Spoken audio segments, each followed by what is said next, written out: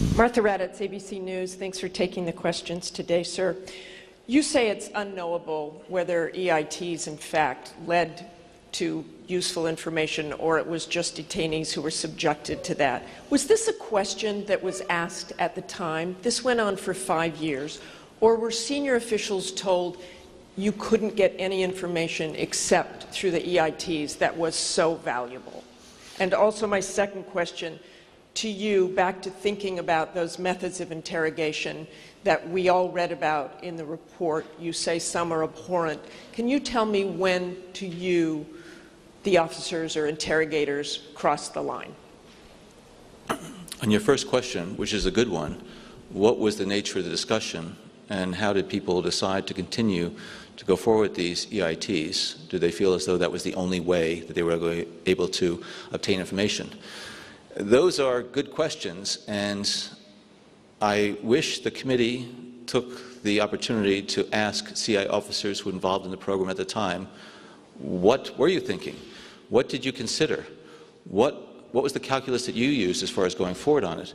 I think, as you can well understand, everything that CIA officers did and said at the time was not memorialized in a document. There were a lot of discussions that were going on. And I know that when I have various discussions and meetings here, I don't run back and just do a memo for the record. I'd just be doing nothing but memos all day. So I think by just a review of the documentary evidence, all the documents that were provided by the agency, you lose the opportunity to really understand what was taking place at the time. It loses that context.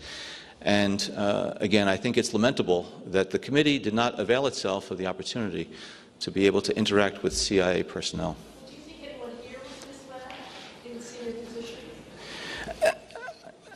I look back at the record and I see that this was a workforce that was trying to do the right thing.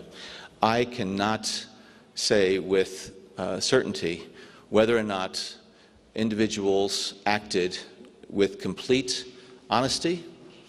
When I look at what went on at the time, there are clearly the questions about why certain techniques were used. And to your question about which of those do I consider beyond that, I think anything that went outside the bounds of those enhanced interrogation techniques. This agency went back and forth with Justice, with the White House to make sure that there was clear understanding of what were going to be the approved enhanced interrogation techniques and how they should be applied. I said we were not prepared, and the individuals that were given the responsibility to carry out this work early on were ones that were trying to do their best, and I think at times came up short.